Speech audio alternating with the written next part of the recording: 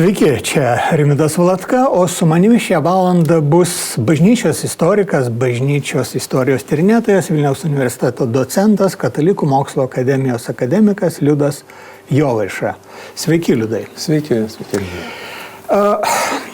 Prieš kelias dienas kalbėdama apie kratas Kvernelio ir Starkevičiaus, dviejų politikų Seimo narių namuose, Ruginienė dramatiškai pareiškė, kad visa Lietuva yra sukrėsta, todėl turi permastyti vertybės.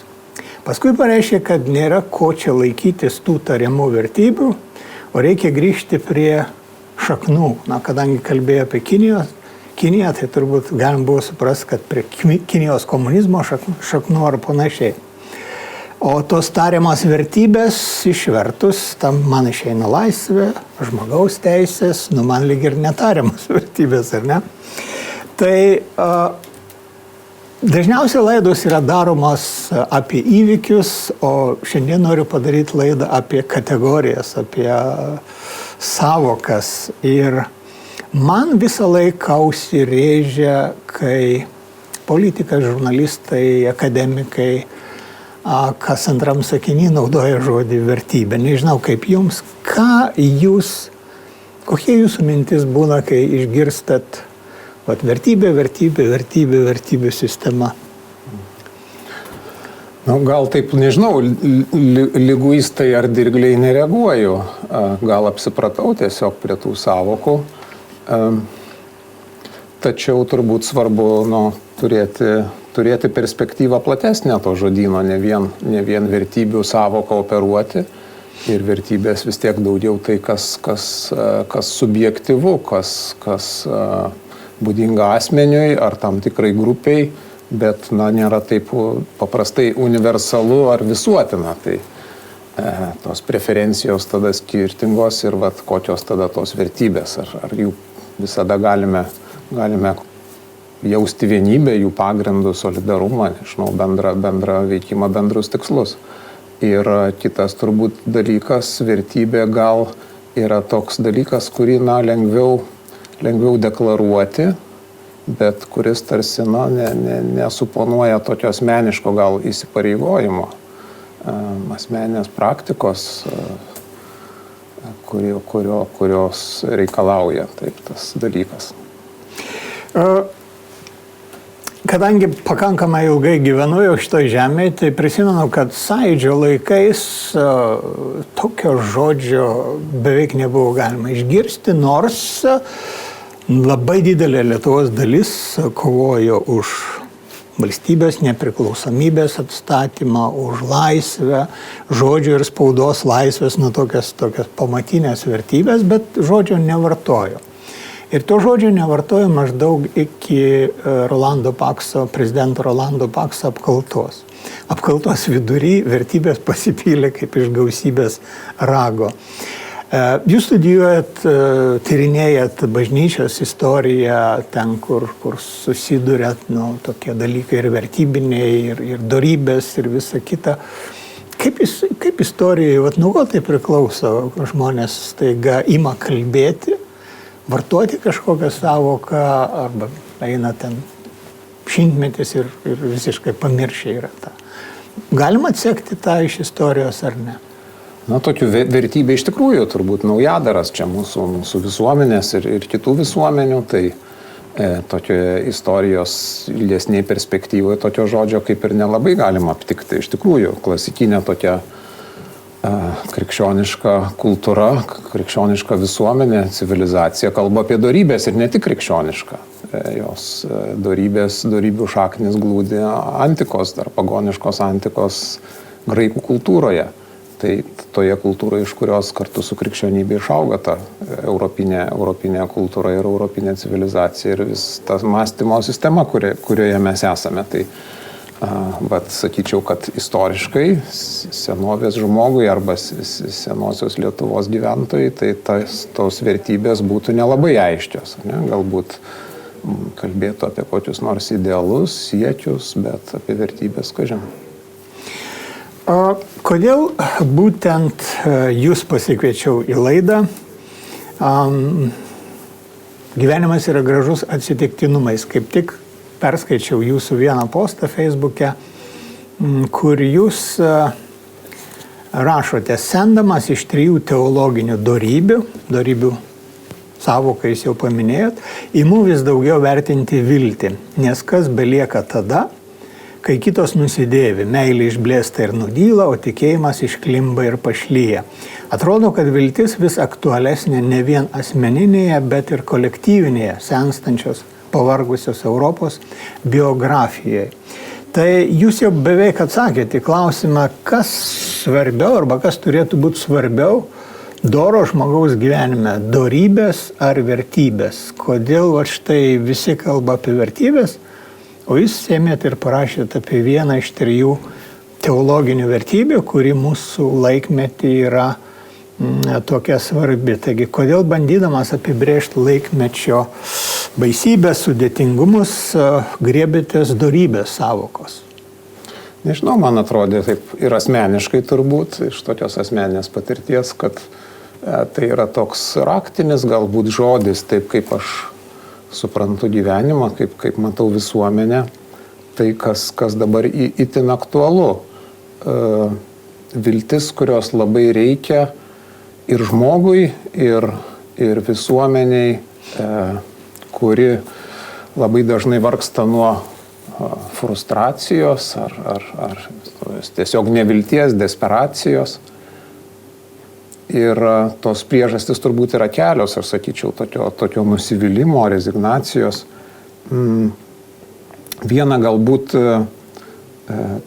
Vienas dalykas gal susijęs su tokiu ir religiniu mąstymu, ir religiniu pojūčiu. Tai sekuliarizuotoje visuomenėje, vis labiau sekuliarizuotoje visuomenėje turbūt žmogus praranda dalį perspektyvos ir dalį tokio paguodo šanso, ką teikia būtent viltis tikinčiam žmogui. Tai ta neviltis dažnai kyla iš mūsų tokius naštos uždėtos ant mūsų pečių, pernelik didelės naštos, kurią sunku pakelt. Gyvenimo ritmas, spaudimas pasiekti kažką, stumia žmogų į perfekcionizmą, į nuovargį, į perdegimą ir galiausiai tokį nusiminimą ir neviltį. Dėl to, kad labai dažnai neišvengiamai pralaimi. Nesugebi padaryti tobulai, susimauni ir štai toje vietoje, nesant vilties, iš tikrųjų didelė rizika prarasti gyvenimo tokį džiaugsmą, motyvaciją ir gyvenimo prasmę. Tai aš sakyčiau, tikinčiam žmogui viltis yra labai čia svarbi reikšminga kaip tokios gyvasties šaltinis, konkrečiai krikščionis, kuris išpažįsta kiekvieną kartą, kad jis yra kaltas. Čia yra toks, manyčiau, paradoksas, kad tas kaltumas yra kartu ir palaiminimas, kaltumas kartu ir išlaisvinimas. Nes aš nesu vienas, aš nesu tas, nuo kurio priklauso viskas absoliučiai pasaulyje ir netgi mano paties gyvenime. Kad už manęs yra kažkas, kas vis dėlto mano gyvenime veikia. Ta turbūt ir antropologiškai žiūrėdami gali matyti, suprasti žmogų kaip tokį defektuotą, dėl to, kad visi esam mirtingi, visi esam ligoti ir sergantis. Ir tas fizinis mūsų fragmentiškumas, trapumas, jis jau signalizuoja tarsi tai, kad mūsų pretenzijos ar mums uždėta našta būti tobuliems, tai yra tokia neadekvati pretenzija. Tai gal sakyčiau, tuomet turint tokį tikėjimą, lengviau išsaugoti viltį, kad kažkaip tos situacijos, kurios atrodo gyvenime beviltiškos, į kurias mes įpuolame, kurias mus stumia ir kažkokie sėkmingi žmonių gyvenimai Facebookuose, dar labiau galbūt gniuždantis ir atrodo, kad mūsų gyvenimas beprasmis, tai kad čia yra šansas ir kad nežinau dabar, kam čia priskiriama ta frazė ir kas iš tikrųjų ją pasakė, gal Benediktas XVI, kad Dievas rašo tiesiai mūsų kreivose gyvenimo eilutėse. Tai iš tikrųjų, kad tas gyvenimas, kad ir koks sumautas jis būtų, jis vis tiek turi kažkokią prasmę, kurios aš nežinau. Antras aspektas tai tas bendruomeninis turbūt. Ta neviltis kartais būna ne vien mano išgyvenimų, mano nesėkmės dalykas, bet tokių force majeure iš pasaulio istorijos, iš įvykių ateinantis. Tai mes išgyvenom pandemiją, iki mūsų ateina karos keveldros, tai vėlgi išgyvenam tokį pavojų, nerimą, baimę, kasgi su visuo to bus. Tai vis dėlto sakyčiau, kad čia irgi palikti galime Dievui paskutinį žodį. Jeigu žmogus netikintis, galima sakyti, kad jis turėtų palikti žodį istorijai, kuri irgi parašys, padės tašką ir įvertins viską, kas buvo mūsų gyvenimuose, kas nutiko su mumis pačiais. Tai Dylanas Tomas savo eilėraštyje nuolat kartojo tą eilutę kaip tokią sekvenciją and death shall have no dominion. Tai vis dėlto tas, man atrodo, yra labai svarbus motyvas, kurį šiuolaikiniam žmogui, nepaisant visko, ką mes išgyvenam, tiesiog labai svarbu kartoti, prisiminti, net ir tada, kai mes to nejaučiam, vėl emocionaliai nejaučiam. Bet vėl yra kita dorybė, protingumas, kai galime tiesiog suprasti, pripažinti, kad tai yra ir žengti pirmin.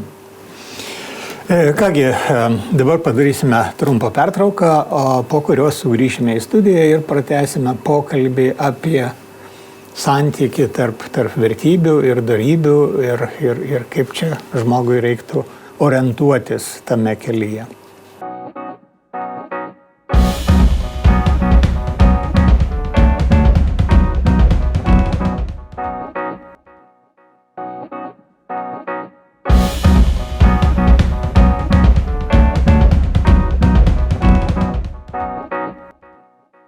Sveiki sugrįžę į studiją, čia mes su istoriku Liudu Jovaiša kalbamės apie vertybės, o gal geriau reiktų kalbėti apie dorybės ir prieš pertrauką kalbėjomės apie viltį. Na, jeigu sekame įvykius pasaulyje, įvykius Lietuvoje, tai galima teikti turbūt, kad mes multiplikuojame ne viltį, o neviltį, nes jeigu imčiau pastaruosius metus, kai į valdžią sugrįžo Trumpas, tai Ukrainą jau mes palaidojom kokį 20 kartų, frontas griuvo kokį 50 kartų, o Ukraina tebesilaiko ir netrodo, kad ji norėtų trauktis ir pasiduoti. Lygiai tas pats ir Lietuvoje, tarkim, kova dėl kultūros, dėl nacionalinio transliuotojo, visi grėbėsi už galvų, o čia jau Vengrija, viskas palaidota ir taip toliau. Ir mes pamirštam, kad Orbanas daugiau kaip 20 metų viena partija turėjo visą laiką daugumą, o Lietuvoje paskutinį kartą viena partija daugumą turėjo 1996 metais, lygiai prieš 30 metų. Tai vat kaip prie tos vilties, prie tos dorybės teologinės vilties prieiti. Jūs kalbėjote, kad be kitos dorybės, be tikėjimo labai sunku, o netikinčiam žmogui kaip tą vilties pagrindą pasidėti? Tai jau kaip ir sakiau, turbūt tas mūsų žmogiškumas fragmentiškas savaime suponuoja, kad žmogus tikintis ar netikintis, savaime suprantame, kad nesame pasaulio valdovai ir savo paties ir pačių egzistencijos valdovai. Tai šiuo atveju sakyčiau palikti tą istorijai, kuri kažkaip pasaulio dalykus perrašo, perkeičia, permala mums nenumatomų būdų. Ar tai atsitiktinumas, ar tai Dievo apvaizda, bet vis dėlto tas pasaulis jau griuvo turbūt ne vieną kartą ir jis vis dėlto vis dar egzistuoja. Tai tiesiog čia tada tokia paguoda galbūt žvelgti į perspektyvą atgal, ne? Kad istorijoje irgi žmonija išgyveno įvairių karų, negandų, baisybių, bet žmonija gyvuoja, žmonija tęsiasi.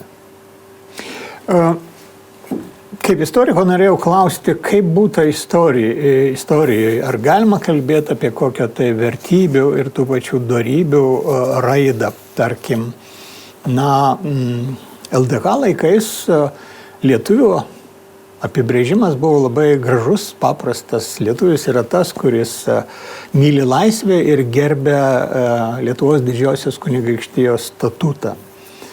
Fantastiškas apibrėžimas. Taip išeina, kad laisvė ir teisė, bent jau bajorijai, buvo pamatinės LDK lietuvio vertybės.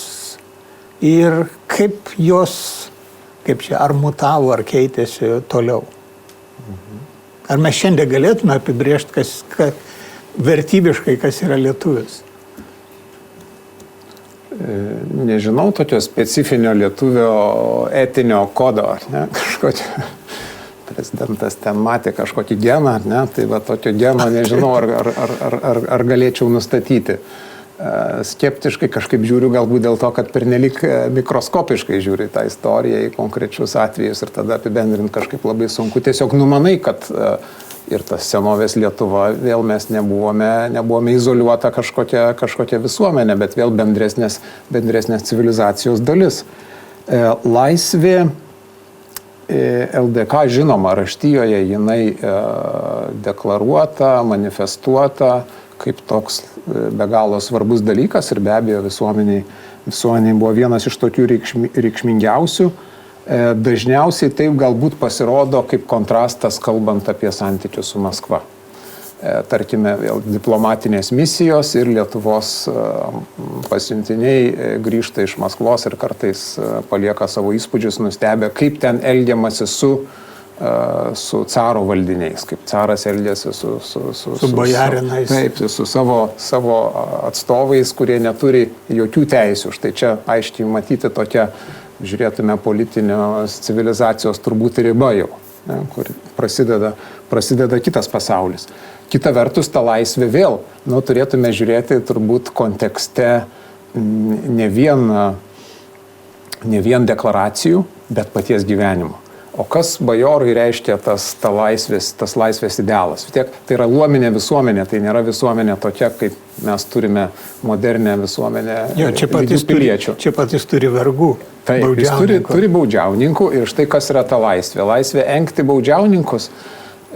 Viena frazė, aforizmas kalba apie abiejų tautų respubliką, kad tai yra rojus eretikams, laisvė religiniams disidentams, bet pragaras valstiečiams, kurie yra elgiami. Tai vėl ta laisvė kartais yra tokia savivalė iš tikrųjų. Arba ta politinės sanklodos prasme, ta aukso laisvė, aurea libertas, bajorų luomo visagalystė, jinai vėlgi per piknaudžiavimą tą laisvę tomis privilegijomis, per veto teisę jinai žlugdo pačią, paralyžiuoja politinę sistemą. Savaime tarsi gražu ir gerai laisvė, bet kaip jinai yra implementuojama, kaip jinai yra realizuojama. Ir čia mes turbūt susiduriam su jau tada vėlgi dorybės savoka, be kurios vertybės jos neturi savaiminės, galbūt sakyčiau, tokios prasmės. Laisvė savaime, kas bus laisvė be, sakysime, nuosaikumo. Tai vėl bus nežabota laisvė, savivalė, kitų engimas. Kas bus laisvė be protingumo, arba atvirkščiai teisė, jeigu kalbam vėl apie statutą, jeigu ta teisė nebus nuosaiki, tai vėl tas teisingumas bus žiaurumas tada. Tai štai dorybės, aš sakyčiau, šitoje vietoje yra praktinis veiksmas. Kaip mes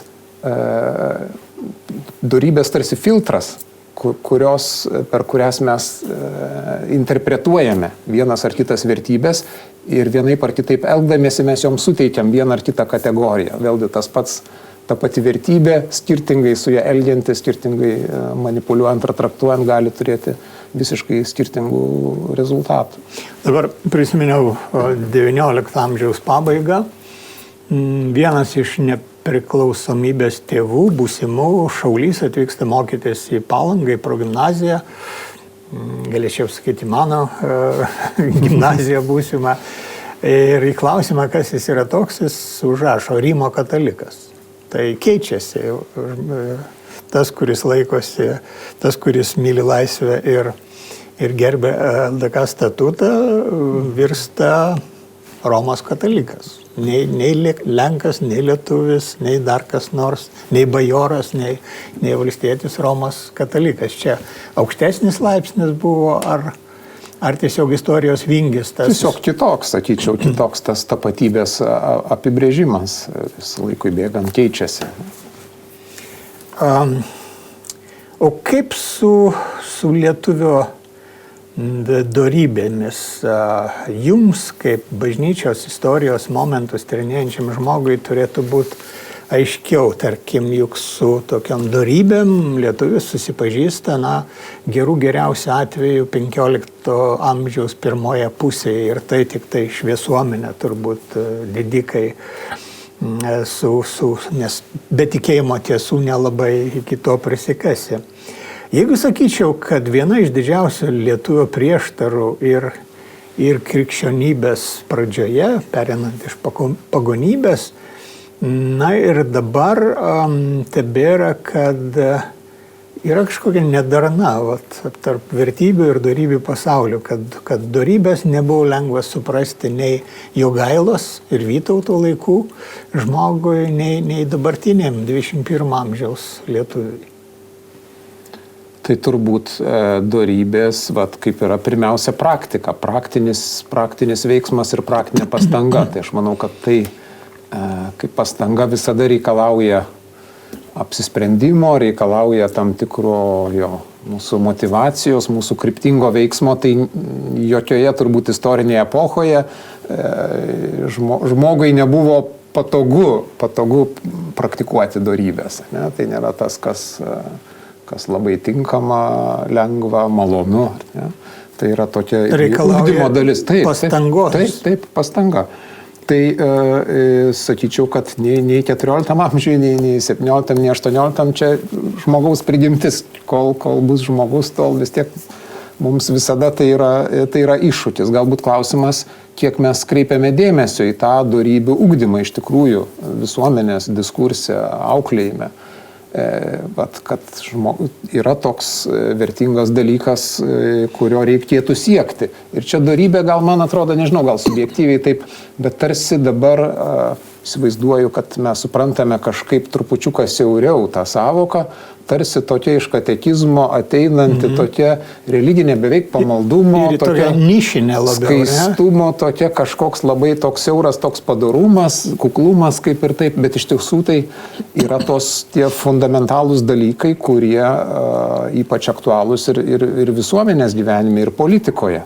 Tai tos, tarkime, kardinalinės dorybės ateinančios iš antikos, kurias krikščionybė aproprijuoja, taip įtraukia, prideda savas teologinės dorybės, tikėjimą, viltį ir meilę, tai vėl tos, manau, kardinalinės dorybės, jos yra pagrindas tos visos dorybių sistemos aktualus ir šiandien. Drąsa arba tvirtumas, protingumas, nuosaikumas ir taip, ką čia dar? Dosnumas? Ne. Ne? Taip. Drąsa, nuosaikumas, tvirtumas ir teisingumas. Taip, teisingumas. 4 tos pamatinės dorybės. Kai galvojau apie laidą, pats su savim išpažinti atlikau ir galvoju, ką aš apie tai žinau. Iš principo, dorybė liktai turėtų būti ydos priešingybė, ne? Tačiau, kai pradedi eiti tolyn, jūs panaudojat savo poste, kurį citavau, vieną iš 3 teologinių dorybių - viltis, meilė ir tikėjimas. Viskas čia dar, aišku, 3 dalykus, žmogus trejybę kerta, atsiminti lengva yra. Kodėl tokia painiava tame dorybių miške yra, nes, tarkim, yra prigimtinės dorybės, arba žmogiškosios, saikas, teisingumas, drąsa, visų jau 7, ar kiek jų aš jau nebesugebėčiau išvardyti, arba taip tiksliai išvardyti, kaip Šventas Ambraziejus arba Tomas Akvinietis, kad vardijo. Negana to dar yra eschatologinės dorybės, dėkingumas Dievui, nuolankumas, romumas ir džiaugsmas, ar ne? Taip pat yra dorybių sąrašas, kurį paliko romėnų krikščionių rašytojas Prudencijus savo kūrinyje Psichomachija. Jame kiekviena dorybė pateikta kaip priešingybė nuodėmė, skaistybė ir nežinau, palaidumas, ten savikontrolė, abstinencija, gera valia ir taip toliau. Kaip čia susigaudyti toj dorybių futbolo ar krepšinio lygoje? Kaip atsiminti? Ir ar reikia atsiminti? Neatsimindamas negalėjai tolin. Na čia turbūt galime daryti skirti tarp tų specifiškai krikščioniškų dorybių, kurių absoliuti dauguma yra jūsų išvardytos, tai ir tos 7 žmogiškos dorybės, ar ten įvairių autorių rinkiniai, ir tų 4, sakyčiau, bendražmogiškų kertinių dorybių. Tai manau, kad tą kvadratą svarbu atsiminti, ir tuo labiau, kad tos 4 dorybės jos yra susijusios viena su kita neišvengiamai, kaip viena pajudinus, viena be kitos jos irgi neveikia. Tai tas saikingumas, teisingumas, drąsa ir vėl užkrintas saikingumas, teisingumas, drąsa ir išmintis, ne? Taip, protingumas. Taip. Tai vėlgi sakysime, kasgi bus ta drąsa be saikingumo. Ne? Bus betodaira kažkokia. Mestis Berazumystė gali būti. Į mūšį plikomis rankomis. Taip. Va, jūs esate, Rimvydai, šaulys, tai ruošiatės tam metodiškai. Kad neplikom rankom. Taip, jeigu dabar išeitumėt staiga, bet kaip be jokio pasiruošimo, tai būtų ta drąsa, kuri, be saiko ir be protingumo, jinai vėlgi nebūtų dorybė, būtų priešingai, turbūt toks nieko gero. Tai tos 4 dorybės, jos viena su kita susijusios, viena kitą temperuoja, ir praktikuoti žmogus turėtų ne vieną dorybę, bet, sakysime, turėti visas 4, nes jeigu vienos trūksta, tada štai ta sistema neprotinga. Cituota premjerė turbūt, ar ne? Kalbėjo apie vertybės, ar ne? Bet irgi galbūt turi drąsos dorybę, dar kokią kitą, bet turbūt protingumo, jeigu trūksta dorybės ar saikingumo dorybės, tai vėlgi tas išvirsta juokingai. Arba netgi tragiškai. Padarysim dar vieną pertrauką, po kurios sugrįšime į studiją.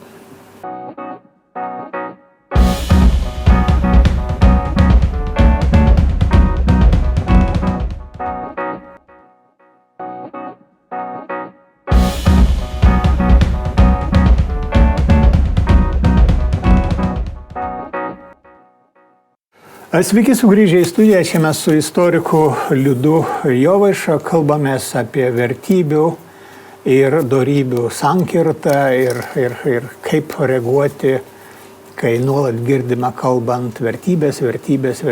Kol jūs kalbėjot, prisiminiau vieną pavyzdį, kur viešųjų ryšių paskaitoj studentam pateikiau apie pirmąjį lietuvišką PR, tai yra viešuosius ryšius, Gedimino 7 laiškus. Ir nežinau, kiek teisingai aš ten mąstau, taip sakau, ar galėjo tuos laiškus parašyti, pavyzdžiui, Mindaugas, arba ten Traidenis, arba Butigeidis, ar Vytenis. Na ir bandau atsakyti, kad nelabai. O kodėl nelabai? Todėl, kad Lietuva Mindaugo, Traidenio, Butigeidžio, net Vytenio laikais dar buvo tokia tabula rasa krikščioniškoje Europoje, niekas nežino, neįsivaizduoja. O Gediminas jau yra toks valdovas, kuris kovoja su plėšikais. Tas labai svarbu pirkliam, ar ne, kai jis kviečia pirklius ir amatininkus. Jis yra pastatęs Pranciškonų bažnytėlę, dabartiniai turbūt tarp Kempinskio viešbučio ir bokšto kažkur stovėjo maždaug vokiečių miesto dalis, ta prasme, kad pagonis, bet gerbė krikščionių tikėjimą ir taip toliau. Kitaip sakant, aš darau išvadą, kad geri viešieji ryšiai yra tada, kai tavo žodžiai sutampa su veiksmu. Ar teisingai supratau, ką jūs prieš pertrauką sakėt, kad šiaip vertybės be dorybių pakimba ore tarsi, ar ne? Nežinau, ar tai yra sąlyga viešųjų ryšių tokiam gerumui ar efektyvumui. Galbūt trumpalaikėje perspektyvoje galima išpešti naudos ir simuliuojant, bet... Arba darant visiškai priešingai.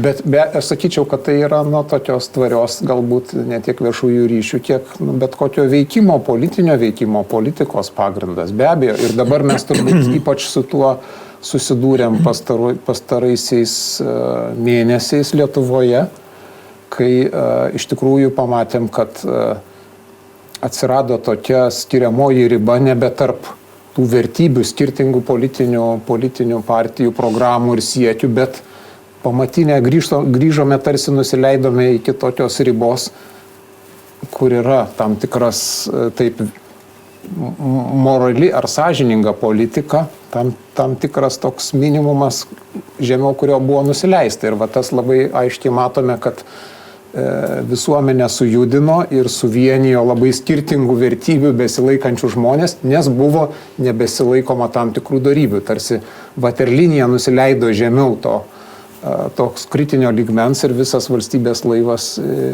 jau susvyravo. Tai tas iš tikrųjų minimumas to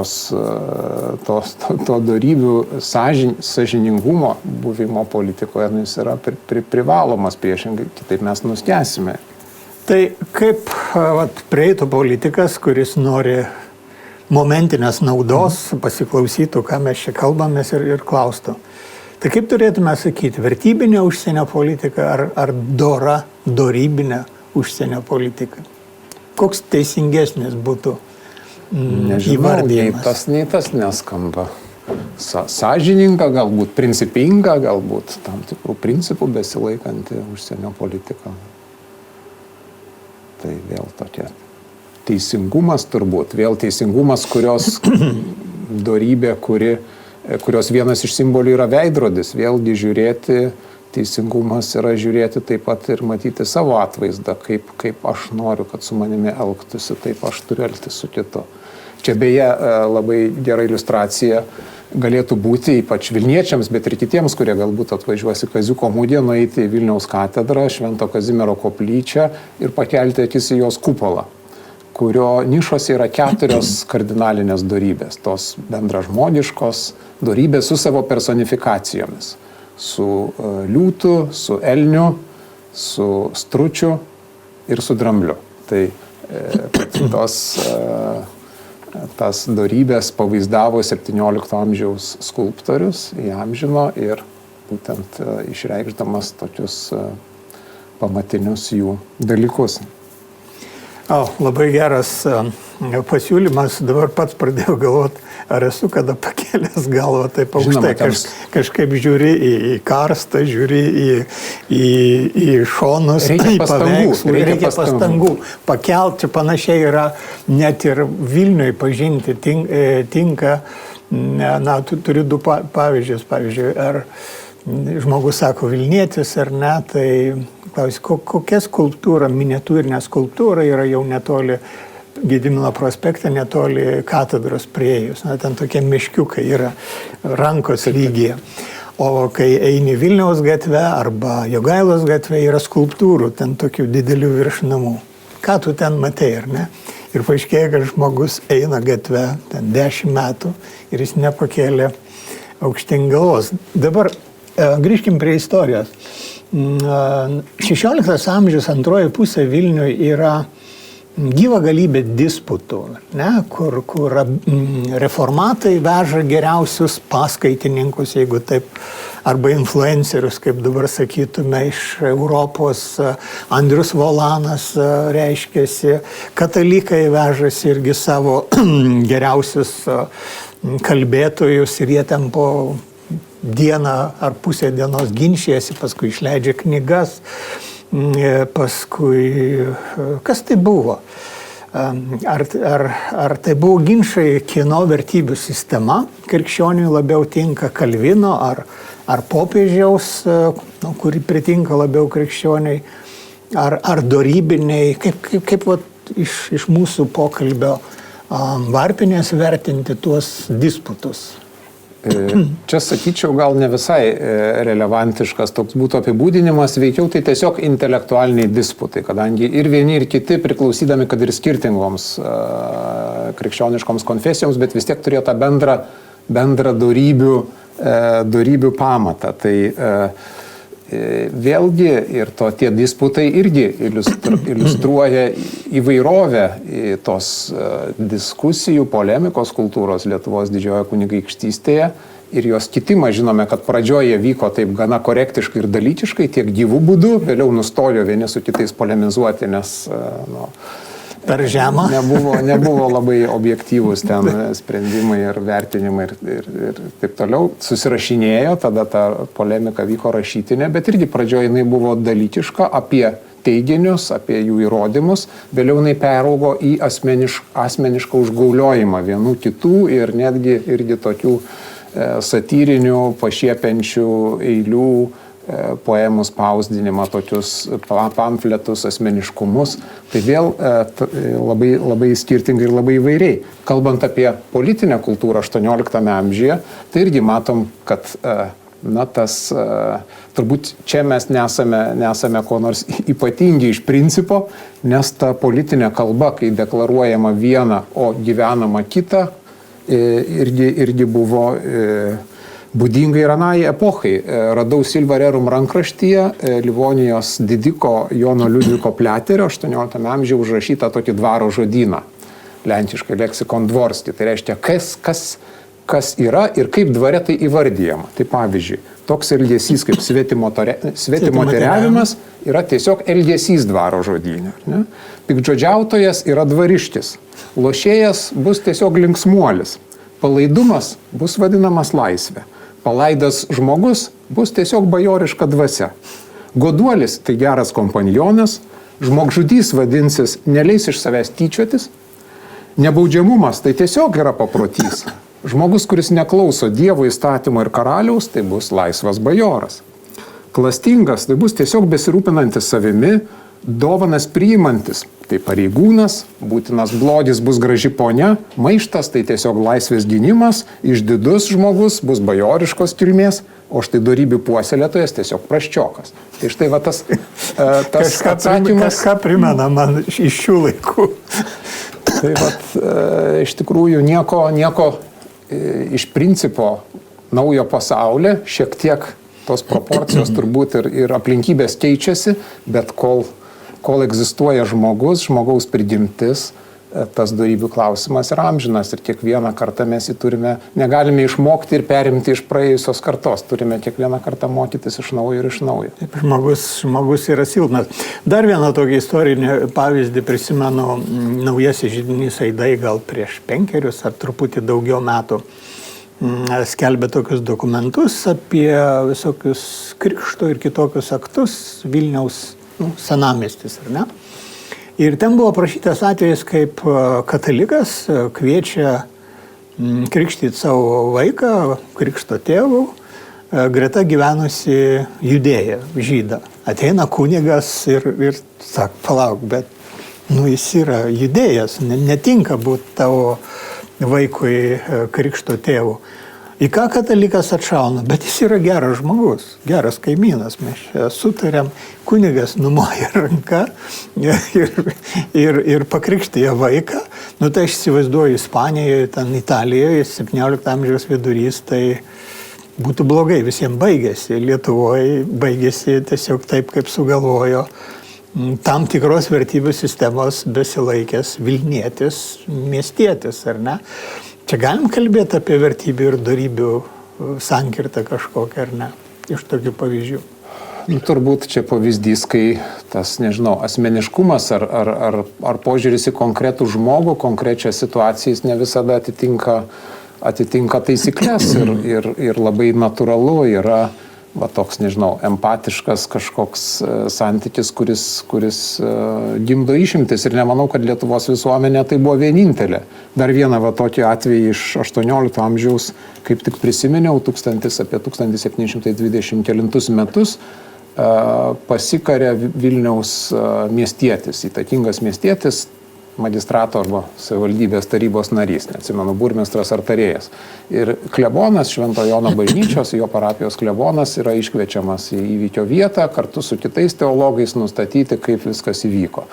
Na, parodymai yra prieštaringi, tarsi jis ten dar buvo gyvas, ištrauktas iš kilpos, atgailavo, bet galiausiai verdiktas yra toks, kad vis dėlto jis nusižudė ir nespėjo tos atgailos atlikti. Taigi, laidoti jį bažnytiškai ar ne, tai vat, dėl to kyla visas tyrimas. Ir klebonas apgailestaudamas, kad dėja toks verdiktas yra, kurio jis negali pakeisti, jis vis tiek labai žmogiškai atsiliepia savo užrašuose, savo dienoraštyje apie tą žmogų. Sako, turbūt jis nusižudė iš nevilties, nes buvo labai įtrauktas, įpintas gal kažkokių draugų į skolas, prasiskolinęs ir štai sąžinė jam prikaišiojo, jis taip liūdnai baigė savo gyvenimą. Tai tas irgi vėl turbūt nevilties ir vilties motyvas, jis irgi nėra aišku, šių dienų išradimas, tik tai galbūt man pasirodė, kad labiau jaučiamas galbūt, ar labiau aktualus, labiau aštrus. Kitaip sakant,